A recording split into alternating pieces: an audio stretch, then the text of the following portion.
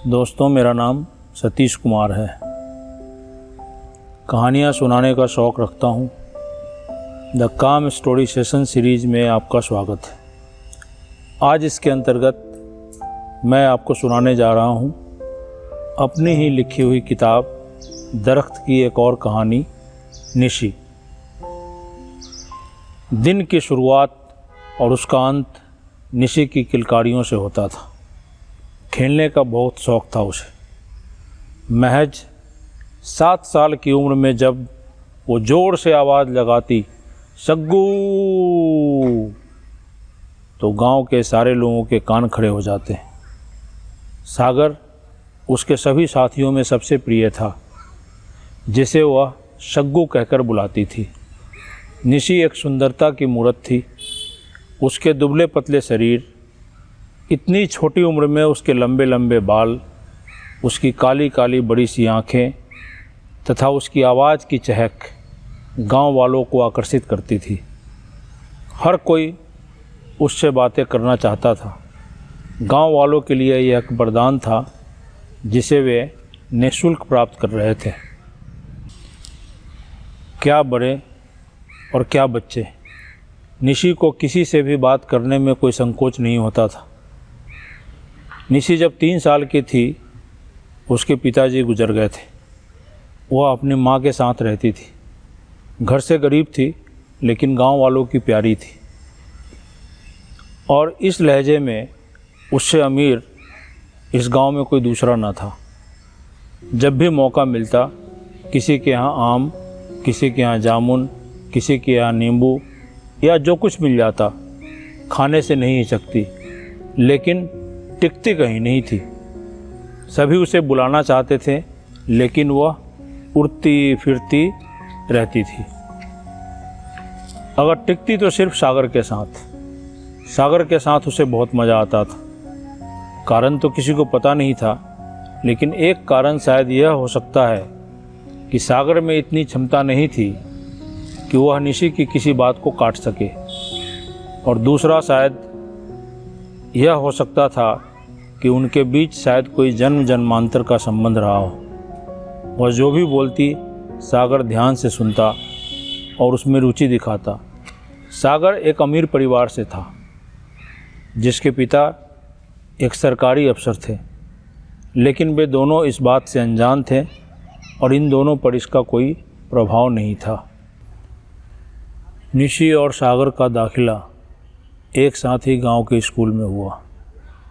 अक्सर स्कूल के बाद खेत खलिहानों में ये दोनों खेला करते, जिसमें तितली पकड़ने से लेकर रेत पर घरौंदा बनाने का खेल, लुका छिपी का खेल, नदी में छड़ी से मारकर पानी उछालने का खेल और न जाने क्या क्या सभी शामिल था।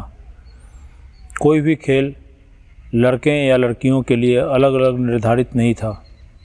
जिसे जो मन में बाल प्रकृति के मुताबिक आता, खेल लेते। समय के साथ और अलग अलग त्योहारों के मौसम में खेल बदल जाते। होली के दिनों में लकड़ियाँ इकट्ठा करने का खेल, दिवाली के बाद उपयोग में लाए गए मिट्टी के दियों को छिपाने का खेल, मकर संक्रांति में पतंग उड़ाना, स्वतंत्रता और गणतंत्र दिवस पर खेल खेल में तिरंगा फहराना, और दशहरा में रावण दहन और रामलीला करने तक खेल खेल में ये बच्चे बिना किसी बंदिश के करते और जीवन का लुत्फ़ उठाते।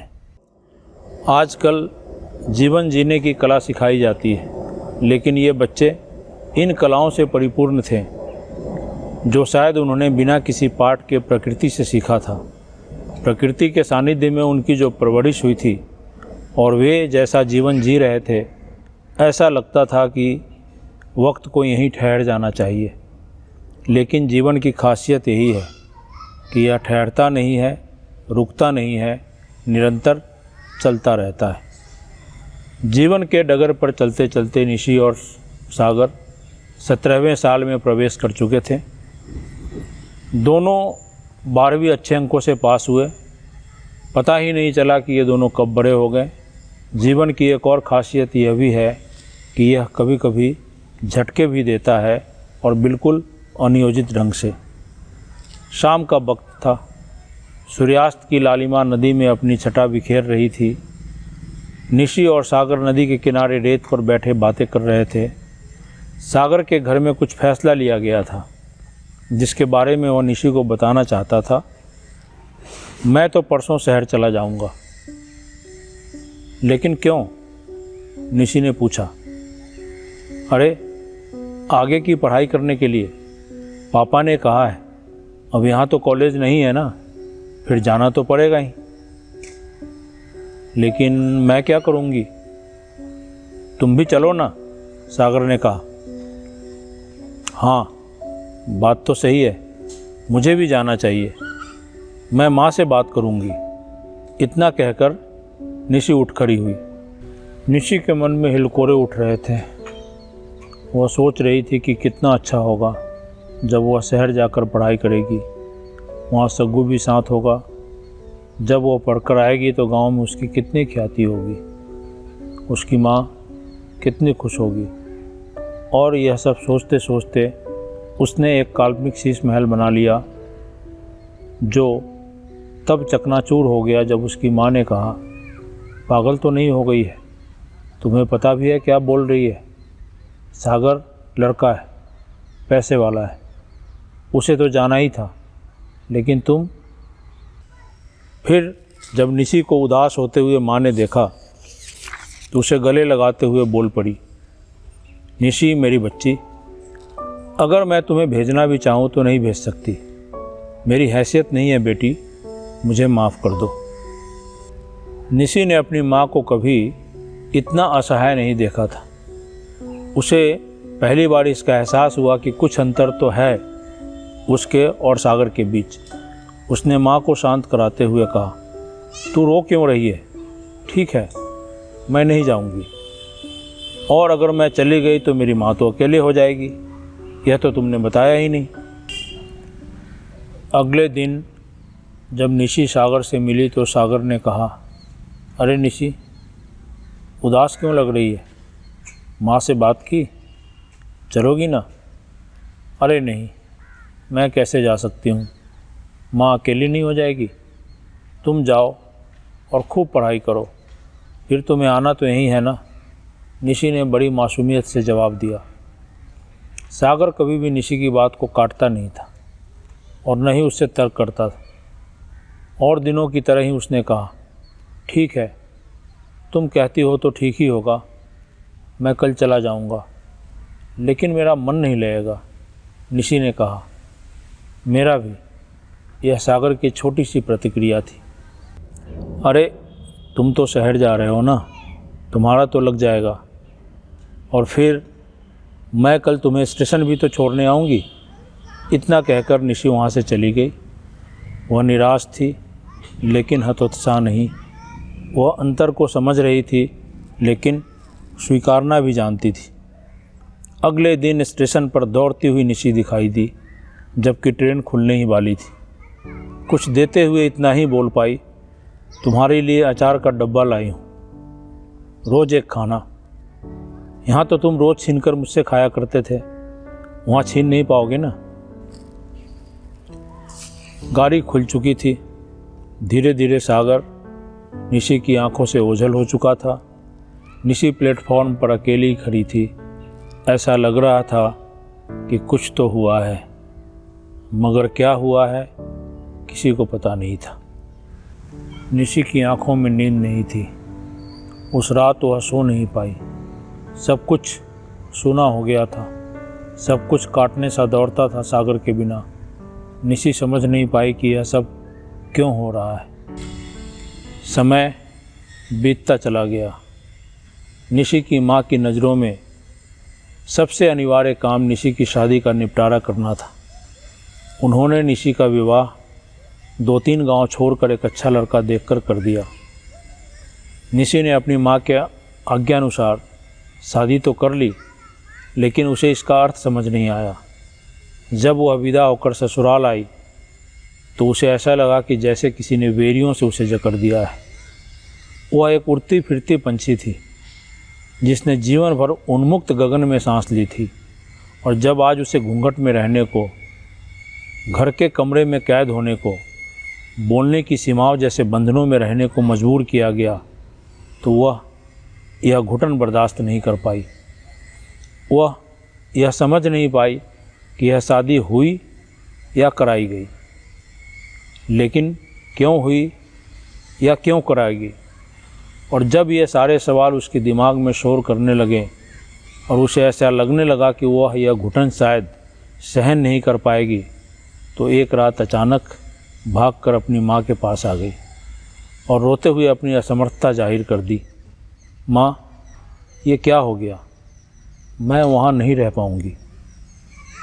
लेकिन क्यों? हुआ क्या है?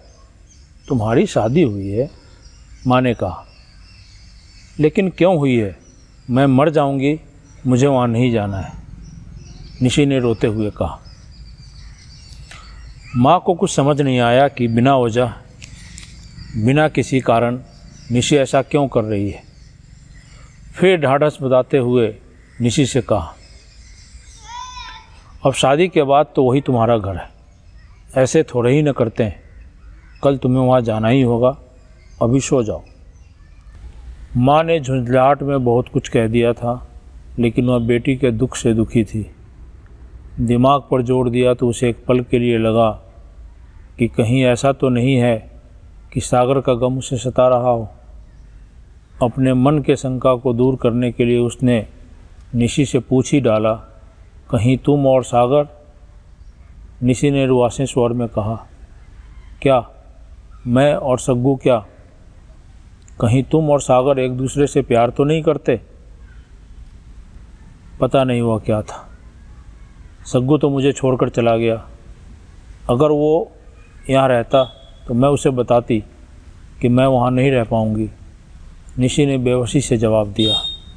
माँ को समझते देर नहीं लगी कि निशी को सागर से प्यार था, जो शायद उसे समझ नहीं आया और वो कुछ बोल नहीं पाई। लेकिन अब देर हो चुकी थी और उसकी नज़रों में इसे कुरेदने से कोई फ़ायदा न था। यह सोचकर माँ ने निशी से कहा, बेटी, यह जीवन है। उस परिवार में रहना शुरू करोगी तो धीरे धीरे सबसे प्यार हो जाएगा, अच्छा लगने लगेगा। चल सो जा, कल तुम्हें वहाँ जाने की व्यवस्था करूँगी। तुम्हें ऐसे नहीं आना चाहिए था, सब लोग परेशान होंगे। निशी को कल होकर फिर से ससुराल पहुँचा दिया गया। निशी को अपनी माँ से की हुई बातें याद आ रही थी कि कहीं वो और सग्गू एक दूसरे से प्यार तो नहीं करते।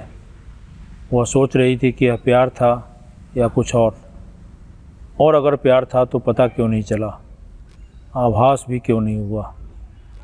निशी को अब आभास हो रहा था कि यह प्यार ही तो था, लेकिन जब पता चला तो बहुत देर हो चुकी थी। इस गम से परेशान होकर वह टूट सी गई। कोई सहारा, कोई हमदम उसे नहीं मिला जिससे वह अपना दुख दर्द बांट सके। निशी यह आघात सह नहीं पाई और बीमार रहने लगी। निशी की यह हालत देखकर ससुराल वाले उसकी माँ के पास छोड़ गए। माँ को उसका बीमार और मरनासन चेहरा देखकर विश्वास ही नहीं हुआ कि यह वही निशी है जिसके चेहरे, बाल, रूप, अल्हड़पन और भाव भंगिमा की चर्चाएं हुआ करती थी, जिसकी किलकारियों से पूरा गांव गूंजा करता था। वह निशी के गले से लिपटकर फूट फूट कर रोने लगी। जब निशी अस्पताल में भर्ती हुई तो उसने सागर से मिलने की इच्छा जताई। सागर को अस्पताल के गेट पर देखते ही निशी की दोनों आंखें आंसुओं से छलछला उठी। सागर ने हाथ थामते हुए कहा, तुमने अपनी क्या हालत बना ली?